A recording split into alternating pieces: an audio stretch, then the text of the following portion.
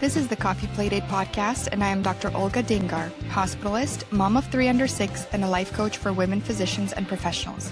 On this podcast, I spotlight entrepreneurs and doctorpreneurs who are doing incredible things beyond traditional medicine. You'll hear the real-life stories behind their mindset shifts, the challenges they've overcome, and the practical advice that they share to support aspiring entrepreneurs on their own paths. Welcome to the Coffee Playdate podcast. My name is Dr. Olga Dingar, and I have a very special guest with me today, Dr. Junaid Niazi.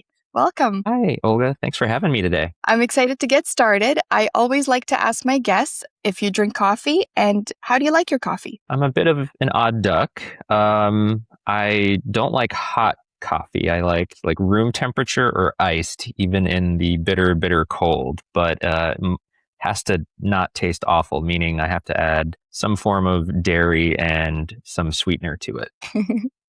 That is a very interesting way of drinking coffee, but that's awesome. Whatever works for you, right? Yep. It's just sort of a necessary caffeine concoction. Yeah. We're going to start with our first game. That's a rapid fire questions game. I'm going to ask you to choose between one of the two answers, and you don't need to explain yourself. Just go with your gut instinct. First one is charting during the patient visit or at the end of the day? Testing my entire business foundation during the visit. Great. How about this one? Systems and templates or intuition and flexibility? I'll go systems and templates. Okay. Would you rather have your EMR templates deleted forever or lose your calendar system? Have the templates deleted. Yep. Good. And the last one here, charting perfectly but slowly or imperfectly but twice as fast? Imperfectly and twice as fast. Awesome. These are tricky ones. Well, if you can't explain yourself, I'm always hedging or saying, oh, but there's an exception to things. So fun game for me to play. Yeah. The next one is called Take a Sip. It's the same concept, but this time we both answer. And if our answers match, then we take a sip from our coffee cups. Got it. Voice dictation or typing everything out? I like typing. Oh, I'm going to go with voice dictation. I'm an odd duck there. Outside of work, do you like to recharge by reading and learning or spending time in nature? I have to go with reading and learning. Yeah, me too. That's close second with nature. Next one is a luxury hotel or a cozy Airbnb for your next trip? I will say cozy Airbnb. Yeah, me too. Cheers. It depends where you're going, right? For your next trip. Yeah, I was like, well, internationally, I might want. And the last question here, gym workouts or outdoor activities? Which do you prefer? Outdoor activities. Outdoor activities. Me too. Cheers to that. All right. So, Junaid, I wanted to have you tell our listeners a little bit about yourself and the incredible work that you're doing. Yeah. So I'm a double-boarded internist and pediatrician in the Minneapolis area. I work in primary care. I've cut back my hours, so I'm not full-time, about 70% right now. And I've always had a desire to do something sort of else, like feed a creative side, if you will. When I was a kid, I was pretty artistic, always drawing, always making stuff out of clay or wire. And when you go through medical training, you kind of are set on a path and you don't really get to explore that creative side as much. So I think after finishing residency, getting established in my practice, I was really craving some way to explore that side for myself. I also play the drums, so that music has been a big outlet for that. But I really wanted to do something that helped advance physicians and clinicians in the United States in our healthcare system, because obviously as I went through training, as I got into my own practice, I started to realize there were so many issues that were keeping me and my colleagues really stuck and burning out. And I thought there are ways out of it, and I just wanted to start exploring that. And I stumbled across sort of mindset work and coaching. And at first I thought it's kind of woo-woo or, rah-rah, toxic positivity type work. But as I started to engage with it and actually self-reflect and journal and such, I saw the power in it, especially at a very challenging time. 2020 obviously started with pandemic. Our second kid was born, and I live in Minneapolis, and George Floyd was murdered about 9 blocks away from where I live. I had to drive around with I am a physician, like I'm allowed to be on the road during like curfew and everything closed down. National Guard was in here. So it was a very interesting time, and I was doing pretty well. And like even my wife's like, how are you so you're just like focused and optimistic during this time? And I'm like, I think it's this coaching stuff I'm doing. So, I didn't know how I wanted to share coaching though with my colleagues. I just knew that it was something powerful and something that they could benefit from. And as I met other physician coaches and started helping out, maybe guest coaching in their programs, one thing that always came up was I was always piping in when folks had questions about workflows or charting or things like that. And so one of them actually sort of challenged me and said, hey, you should do a class or a webinar for my group on this topic. And from there, sort of the rest has been history. I started a group coaching program called Charting Conquered, and it's been running now for just over 5 years, and just finished our 10th cohort, I believe, 10th or 11th.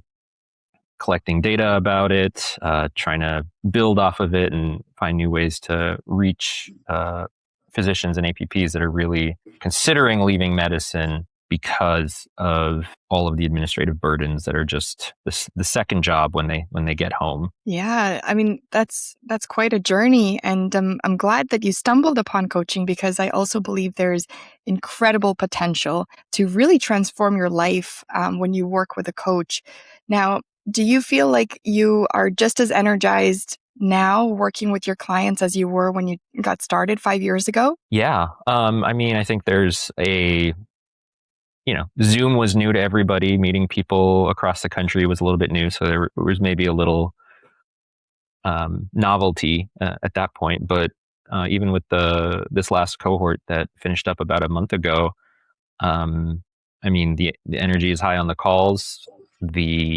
Every person is bringing their own situation. So even if I'm pulling from other experiences and other folks that I've coached, it's different. I might be pulled to present an example differently to them, or reflect for them how they're thinking and what their specific thought processes are, and where they're getting stuck. And I don't know, that's really tapping into that creative side, which we get to use some in medicine, educating patients and such, but on such a sort of intimate level, where I'm also helping people really reclaim their time and reclaim their lives and find their joy in medicine again. I think it's very motivating for me. Yeah, and it is such a big challenge that we are faced with. All of the administrative burden that we have. I mean, physicians are like on the verge of quitting, at least some that I've met as well, because of all of this. It's just too much. It eats up all of your time, and then you don't have any time to spend with your family and be present with them when you come home. What are some of the ways that you help physicians navigate through this type of challenge? Yeah, well, first is just recognizing they're not alone. So a lot of people, even if they read all the surveys and the data that is out there about how prevalent these issues are, they seem to think it's uniquely a problem with themselves, and they sort of have siloed themselves. So just saying, and that's a quick realization and a quick epiphany for a lot of folks that enter my world, is I'm not alone. I thought it was just something was wrong with me, not that I had never been taught these things, not that anyone had ever put effort or focus to consider what might be different paths forward. So number one is recognizing they're not alone, because I think when you're able to recognize that and see that others are struggling with you, that opens you up to the possibility that there could be solutions that aren't like fixing yourself, or that there are solutions that are possible. I think the second biggest thing is realizing how much of their issues with charting are actually mindset issues, and based on these under the surface beliefs that they have about what their patients might think, what their colleagues might think, what they might think about themselves, and how that manifests in the only physical evidence of their encounter, which is often their note. And so how people really invest a lot of emotional weight into their note, and they don't need to do that. Yeah. Speaking of mindset, what has been one of the biggest mindset shifts that you needed to make as you were creating your coaching business and building it? Yeah, I'd say I go through phases where I'm really good at this and then phases where I'm not really good at it. But I think it's allowing the business and the exploration of entrepreneurship to feel fun and to feel like a game almost. And one way I've tried to construct this when talking with other entrepreneurs and other coaches is it's almost like an escape room. Like you get to try something, and if it doesn't work, you have to try to find another solution. But everything that you try is information about something that didn't work, which is still useful and can still push you forward. But if you don't look at it sort of through this lens of this can be fun, it just becomes it can become another chore, and then it becomes something you want to avoid doing, or you're putting off, or you're procrastinating. And so I think for me, consistently making it something that I enjoy coming back to, that I enjoy doing and iterating and pivoting and such. And so I love tinkering with different aspects of the business, because that's something that's fun to me, and fun for me. Oh, I love that. I always try to ask myself, like, how do I make this even more fun? Can I add some music? Can I add an experience that I haven't thought of before? And I love that you also try to kind of gamify every opportunity, every challenge that comes your way as you build your business. What's one specific example that you can give with relation to this? Yeah. So before I had found my path with documentation and charting, I actually was planning on being a physician, sort of personal finance coach. And I was really struggling to find, because there's skills in becoming a coach, but then there's skills in running a business, and those are actually two separate skill sets. And sometimes you think like, hey, I've trained as a coach and people are just going to find me, and that is not the case. No. So I put a lot of time and effort, and I was really dreading kind of like building out my original website. And it was just sort of slowing me down for months. And I wanted to do it myself because I wanted to find my words, my verbiage, kind of that message I wanted to get through. And when I just stopped taking it so seriously, like, oh, so much depends on this. Because at this point, nothing really depended on, like, no one knew about me. I knew about me. I was literally an N of one that cared about this website. So when I was finally able to let go of all this extra emotional baggage I was attaching to it, and just kind of like, let's just see what comes, get a draft out there and just edit away, and treat it like a game. Like if I try this and I don't like how this sounds or how this copy works in relation to something else, I can change it pretty easily. I'm the only person who knows about this thing at this point. Yeah, I know what you mean. It's like you think that people would kind of come and gravitate towards you once they find out that you're a coach, but you really have to put in the work to really get the word out, and just make people aware that this is what you're doing and this is the value that you can bring to them. So I can totally relate to this. Turns out the internet's a big place. So yeah.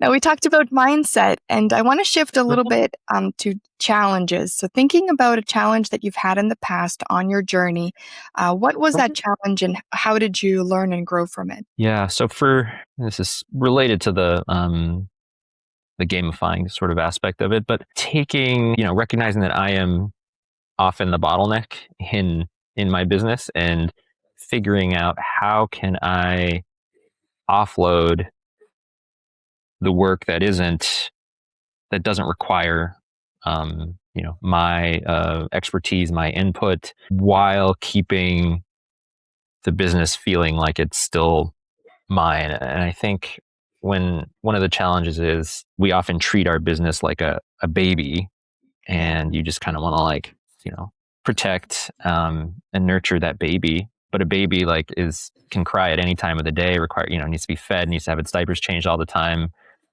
And it really helps to have other people that can step in and help you with those tasks from time to time, and even take the baby for a little while if when they're crying, just so you can have a breather. So recognizing that getting something out there and we taught, one of your rapid fire questions was about imperfect notes twice as fast versus perfect that took twice as long. Getting imperfect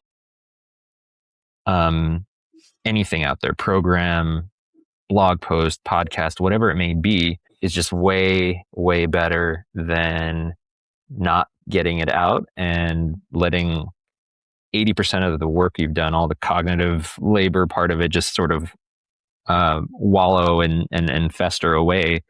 And so getting people to come help you and outsourcing tasks. This has obviously changed in the last 3 years with AI specifically, but just I think it's important that I often pause and be like, how am I getting in the way of this? And how could this what's the least, some people might call it their MVP, minimal viable product, but sort of the least complex, easiest version to launch this upon which I can iterate. Yeah. And that's really interesting that you bring up AI.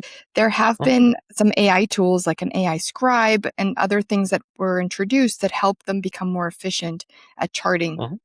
Do you see that as well with your clients, that they've become more efficient because of AI? Yeah, I like to caution them that these are just AI tools, just like other tools. I can give you a tool and you can not know how to use it, and you could end up slowing yourself down. So, and there's been some articles that actually just came out, I think about 6 weeks ago. The average AI primary care doc that uses an AI scribe saves a total of 16 minutes a day on documentation and ends up seeing. Wow. Pardon? That's not that much. Right. But I think it's the cognitive load that they're sort of offloading, that people think that this is helping me tremendously, right? So right now, with the state that, for example, most AI scribes are at, it's not worth it for me to actually shift and use them except for in very specific cases. So if you're coming in for a very acute issue, URI, UTI, back pain, something like that, I will use our AI scribe. For most of my patients who are coming in for wellness or Medicare or something like that, my note over the years, my HPI is very organized, and I chop it down and add little bits as I go, and AI currently cannot capture that without me redictating all of that out, and that would just take me forever. It also puts it as a giant block of text. So it's getting better with some of these things, but right now the pain of switching over to AI for all my visit notes, for example, greatly outweighs potential benefit. And that's sort of an individual thing that people have to consider for themselves. Yeah, you have your own system in place. You've been doing it in a very efficient way for a long time. So why make that switch? You're kind of causing yourself more pain with doing so. Yeah, I close most of my encounters before the patient has left the room. And with AI, I'd have to wait until that little dictation, which is getting faster, often within 30 seconds to 2 minutes after I leave the room. But that would still slow me down. Yeah. And leave a little open loop for me, which I'm not a fan of. No, I totally get that. Now, shifting gears a little bit, just wanted to see what type of advice would you give someone who's just starting out in a similar space as you? Yeah, I think the through line here is you got to get started, and you just got to keep taking little steps, and you will misstep, but the greatest predictor of your success is going to be how willing you are to misstep and fail and adjust, course correct, iterate, pivot, whatever it may be. And that's a scary thing for physicians specifically, because in our line of work, our day jobs, misstepping, failing is generally considered not an option and can have dire outcomes. So it's really something we have to intentionally internalize and say that this is okay. Like all those motivational posters that were around our schools when we were kids that we all thought were like, this is just silly nonsense, because our education system really didn't abide by those motivational posters. It's like, oh yeah, that stuff's actually kind of true. So it's following those posters. Yeah, I love that advice. That's really great. And is there a book recommendation that you have for our listeners today? Yeah, will probably apply to just folks that are in a certain stage. They're not necessarily starting from scratch at this point, but they've been in business for a couple of years and they realize they want to get kind of more organized and kind of, again, extract themselves out of their business so they're not the bottleneck. So there's a book called Get Scalable by Ryan Deiss. And I find myself coming back to that book not infrequently to use one of his methods or tools to employ or bring about in my business. Oh, I haven't heard of that one yet. I'm excited to read it. That's great. Yeah, it's a good one. And how can our listeners learn more about your work? Where can they find you? Yeah, they can find me. My website is prosperouslifemd.com, all one word. And then I'm most, I'd say, prolific on Instagram is my preferred social media, where I'm Junaid Niazi _MD. So they can find me there. Perfect. Well, thank you so much, Junaid. It's been a pleasure having you on the Coffee Playdate podcast. And I'm excited to see how your business grows. Yeah, I appreciate it. It's been fun. Thank you. Thanks for tuning in to the Coffee Playdate podcast. This episode is designed to help you stay driven, aligned, build momentum, and take action on your entrepreneurial journey. That's my Dhamma method in motion. If you enjoyed this conversation, hit subscribe and share it with one other person who you think would benefit from it. And when you're ready to live life on your own terms, book a discovery call at coacholgamd.com to see if one-on-one coaching with my Dhamma method is your next move.